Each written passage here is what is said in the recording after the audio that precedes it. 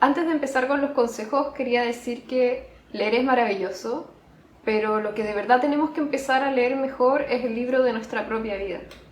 Es decir, antes de abrir las ventanas al pensamiento de otros, necesitamos tener una conexión profunda con nuestro propio conocimiento, nuestra propia sabiduría. Y eso nos lo da el conocimiento de nuestra historia. Así que, bueno, aquí voy a hablar sobre cómo leer libros, leer objetos, libros, pero en realidad no necesitas ningún libro. Y eso también es lo bello de los libros, que son inútiles, son como adornos, son las flores del pensamiento, porque la sabiduría ya está en nosotros y solo tenemos que aprender a relacionarnos con ella, a descubrir sus símbolos, a aprender a leerla. Es lo primero que tenemos que aprender a leer. Antes de empezar con el video, con los consejos, quería avisarles que, bueno, estoy en la playa, por eso cambié de lugar, no estoy en mi tallercito de siempre. Y avisarles también que la próxima semana empezamos el ciclo de el Club de Buscadores de Belleza con el tema de la purificación del místico. Es un taller donde voy a presentar la primera clase de el artista como místico, y es en Patreon. Además, abrí otro segmento en Patreon que es para personas que no estén tan interesadas en tomar todo el taller y que quizás quieren acceder a los videos o al podcast de los videos en realidad antes de que publique aquí en YouTube, que quieran leer otros textos, que quieran recibir novedades más directamente. Abrí otro segmento para esas personas, que al final también son parte del Club de Buscadores de Belleza, pero no están insertos en este taller mensual sobre el artista como místico. Entonces, habiendo dicho eso, volvamos al tema de cómo volvernos mejores lectores, lectores entusiastas. Debes darte cuenta de que cuando te lees un libro, ese libro empieza a tener una influencia dentro de tu vida, empieza a actuar dentro de ti. Cuando lees un libro le estás abriendo la puerta a una corriente de pensamiento que es distinta a la tuya. Estás ingresando un ritmo, una voz poética que es diferente a la tuya. Es algo así como una simbiosis del pensamiento que tiene como resultado un ligero cambio de perspectiva dentro de ti. Hay un ejemplo que me gusta para ilustrar esto, aunque es un ejemplo negativo.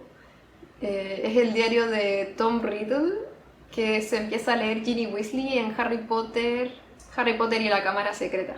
Ahí se muestra muy claramente que a medida que Ginny va leyendo el libro, va interactuando con el diario, la empieza a poseer, empieza a tener más poder que la voz de la propia Ginny. Y Ginny es una niña, es una jovencita, entrando a la adolescencia, está en la preadolescencia, entonces quizás todavía no tiene una personalidad tan formada para llevarle la contra a Lord Voldemort que está enterrado en ese libro. Y eso es lo que nos está diciendo esa imagen, que el libro empieza a tener una influencia dentro de nosotros, querramos o no, porque estamos interactuando con esas palabras. Entonces es necesario saber cuándo un libro nos está empezando a hacer mal, cuándo tenemos que dejarlo, porque nos está influenciando de alguna manera. El libro es al final un objeto mágico que toma vida cuando empezamos a leerlo nosotros. Empieza a actuar en el mundo cuando hay lectores que integran sus ideas, integran sus pensamientos y todo lo que el autor consiguió guardar de su mundo interior ahí. Igor Stravinsky, que es un compositor del siglo XX, tiene una frase en su libro Poética Musical que me gustó mucho. Dice: no nos esforzamos para amar, pero amar supone conocer, y para conocer hay que esforzarse. Creo que él aclara que hay cierto placer en el esfuerzo de leer, porque leer no es tan simple, no es una actividad tan pasiva como por ejemplo escuchar o mirar. Requiere una atención constante a la hoja, o sea, un objeto fijo. Entonces eso pasa con la lectura sobre todo, y en realidad con cualquier disciplina artística. Tenemos que esforzarnos para disfrutarlas más. Y también me he dado cuenta de que cuando uno adquiere un poquitito de teoría sobre algún arte, no sé, si aprendes lo básico del dibujo, puedes enfrentarte a una gran obra y la vas a disfrutar de una manera distinta a cómo lo harías si es que no supieras nada sobre su técnica. Eso no significa que una persona que no sabe nada no pueda disfrutar de una obra. Obviamente lo hace desde su conocimiento, pero es diferente, y tal vez el placer se profundiza cuando nos hemos esforzado por conocer más de la técnica, por conocer más cómo está hecha su historia. El arte nos puede enamorar a primera vista, nos enamora a primera vista, no es necesario saber nada para quedar maravillado ante una obra, pero hay un placer en profundizar en él, en comprenderlo. De esa manera no nos olvidamos inmediatamente de lo que vimos, nos quedamos pensándolo, nos quedamos enganchados con el arte y así enriquece nuestros puntos de vista y nos da un nuevo lenguaje para hablar de las cosas que nos pasan. Entonces, si queremos leer mejor, tenemos que saber que no va a ser necesariamente fácil, que no todas las corrientes de pensamiento van a unirse de una manera armónica a nuestra corriente de pensamiento, y eso no significa necesariamente que sea un mal libro, que esté mal escrito o que tenga ideas negativas. Algunos libros puede que sí sean así, pero significa que requiere cierto esfuerzo incorporarlo. Ahora, ese esfuerzo, esa disciplina que implica la lectura puede resultar muy placentera, puede convertirse en un placer que se une al conocimiento. O sea, hay que olvidarse de la idea de que el conocimiento, el estudio es algo aburrido, desagradable. Puede ser aburrido, va a haber momentos en que sea desagradable, pero también puede ser una vía hacia el placer. Estamos acostumbrados a creer que el entretenimiento, la cultura, es solamente hedonismo, solamente un disfrute instantáneo que nos ayuda a olvidarnos de las rutinas, de las cosas difíciles y pesadas del mundo, pero en realidad no es solamente eso. Hace eso y está bien, es agradable que sea así, pero también la cultura, la entretención son dispositivos de reencantamiento del mundo. Son objetos que transforman el mundo actuando a través de nosotros. Las historias que están dentro de la cultura provocan que nosotros tomemos decisiones de vida que tal vez no habríamos tomado si no hubiésemos visto cierta serie o leído algún libro. Y creo que mientras más conocemos y mientras más profundizamos en lo que estamos leyendo e incorporando, decisiones más conscientes, más informadas y desde una voz más singular se pueden ir tomando. Porque estas voces que tú estás adquiriendo las estás incorporando desde una visión personal. Tú estás siendo el director de orquesta que incorpora todas estas visiones del mundo. Tú estás formando tu propia línea de pensamiento. Hay una frase hermosa de un astrólogo argentino que se llama Eugenio Caruti, que dice: el libro ha dejado de ser un objeto y se revela como un vínculo.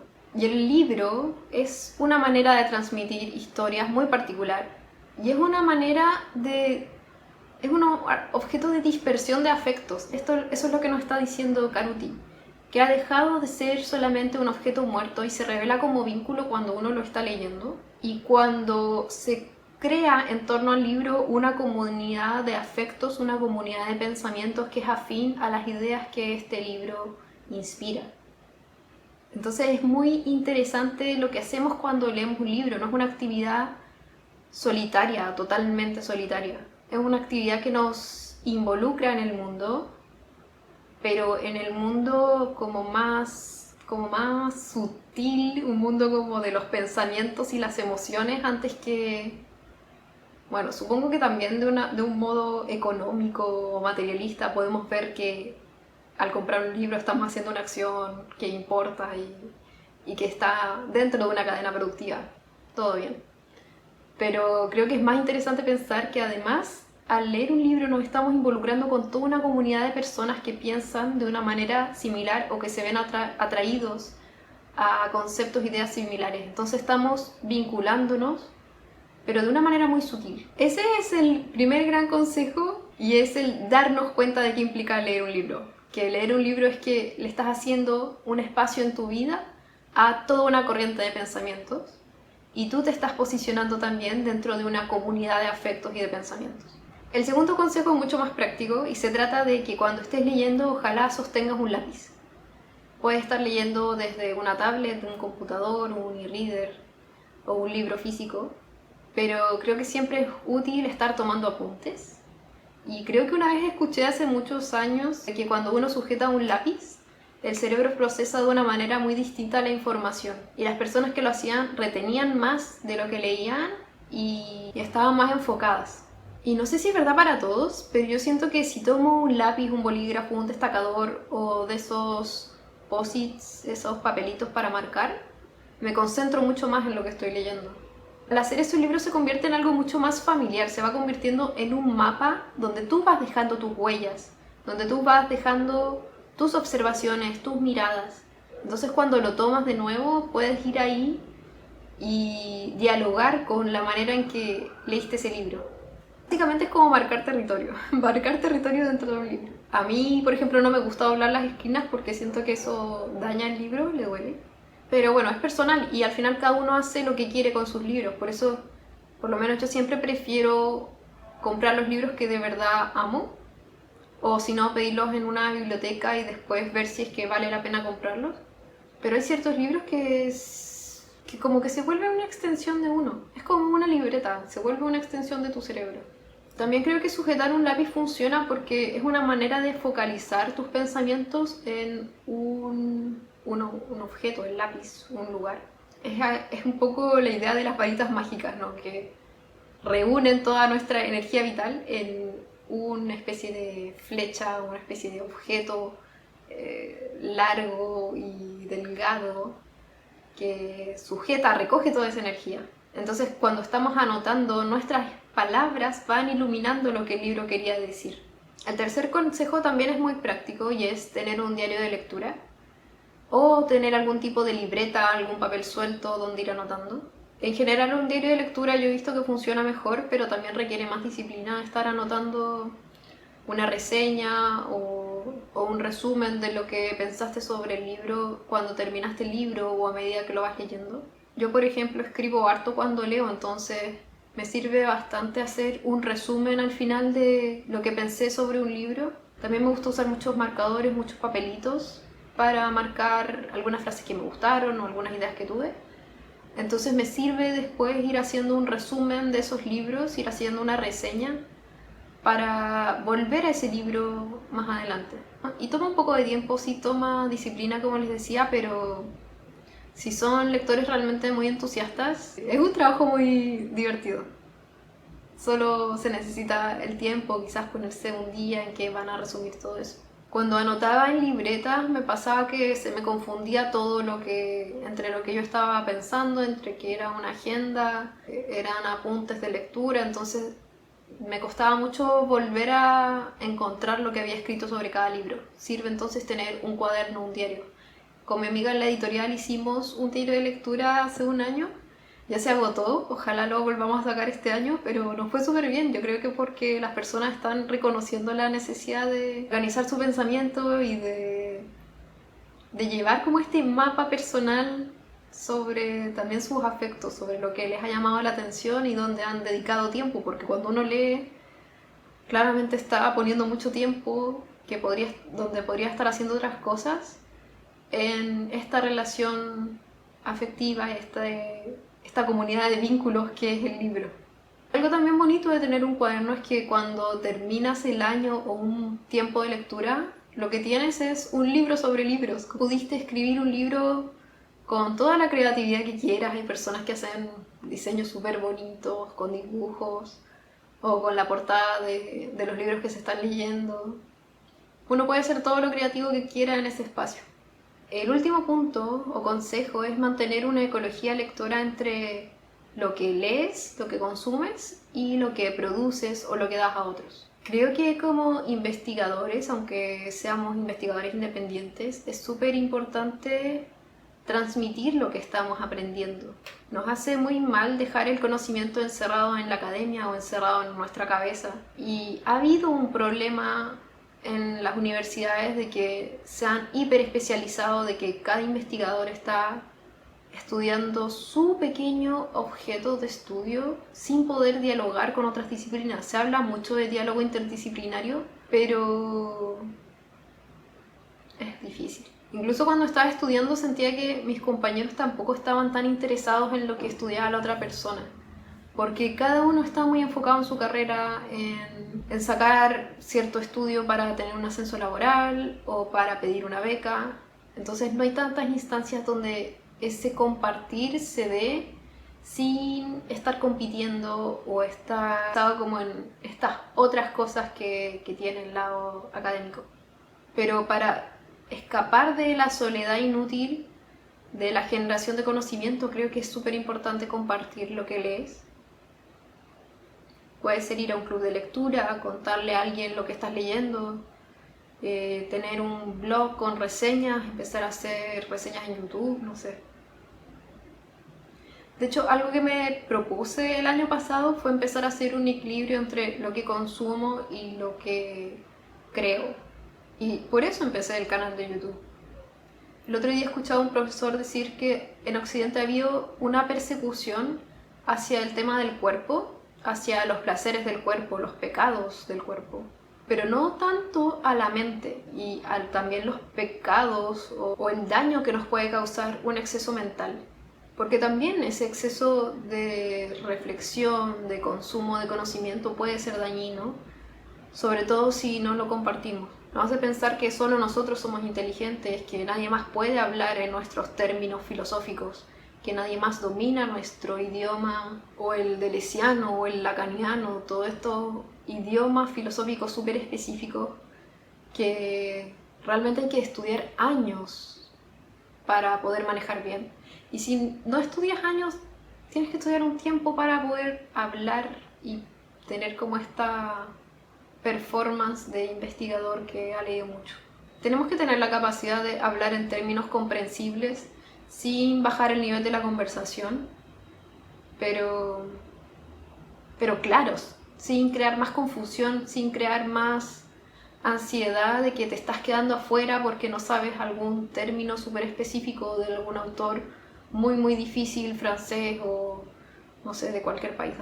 Entonces, antes de llenarnos de tantos autores, referencias, teorías, seamos capaces de resumir, de sintetizar lo que leemos y de transmitirlo sin tanta complejidad. Yo les he dicho que creo que cuando un objeto de arte entra en nuestra vida, pide que sacrifiquemos algo, que demos algo a cambio, que es sacrificar eso que nos aleja de la belleza, que nos aleja de eso que nos inspira este nuevo objeto de arte. Y haciendo el paralelo, creo que los libros también nos piden un tipo de sacrificio, que es tiempo, comprensión, también conversación y un análisis profundo. Necesitan que les reservemos un momento de silencio para estar con ellos y luego que aprendamos a transmitir lo que aprendimos. Y no creo que eso sea sobrepensar, no creo que eso sea obsesionarse con el conocimiento o darle demasiada importancia. Puede serlo si empezamos a ignorar las señales de nuestro cuerpo o nos empezamos a quedar con todas esas reflexiones dentro de nosotros. Pero si escogemos bien lo que vamos a leer o la pieza que vamos a contemplar, si queremos hacer ese paralelo, entonces no va a ser una pérdida de tiempo. Ahí vamos a dejar nuestra energía, vamos a dejar nuestro tiempo, vamos a dejar nuestra atención, nuestro enfoque. Por lo tanto, va a haber una transformación, va a ser un proceso creativo leer, va a ser un proceso de transformación interior y que va a influir sobre cómo nos movemos, sobre cómo actuamos en el mundo. Eso es la comprensión lectora, yo creo. Eso es profundamente la comprensión lectora. No es solamente poder repetir lo que el texto te estaba diciendo. Es apropiarte de esas palabras, apropiarte de ese gesto y reinterpretarlo con tus palabras. Es traducir. No es importante leer mucho, como dije al principio del video. Si te interesa el conocimiento, si te interesan tus propios símbolos, quizás te vas a ver inclinado a leer más. Pero lo más importante, antes que leer mucho, es leer comprendiendo, leer integrando y leer transformando. Es decir, dialogando con el texto y compartiendo tus propias semillas del pensamiento, lo que surge en ese intercambio con el texto. Entonces, muchas gracias por escucharme. Les recuerdo que la próxima semana empezamos el primer ciclo del Club de Buscadores de Belleza y que, bueno, están estas dos opciones de tomar el taller o unirte en general a la comunidad de Patreon. Vamos a trabajar el concepto de disolver para empezar el año con las energías renovadas y enfocados en enfrentarnos al arte de una manera heroica y ponernos al servicio de acuerdo a nuestro propósito. Les mando un abrazo grande. Voy a ver si les dejo unas imágenes de la playa. Estaba mirando para allá todo el rato, ahora me doy cuenta, porque lo tengo al frente. Justo vine al mar en el mes de la purificación. Maravilloso. no pude venir en todo el verano hasta ahora. Les doy las gracias por escucharme nuevamente y les mando un gran abrazo. Nos vemos.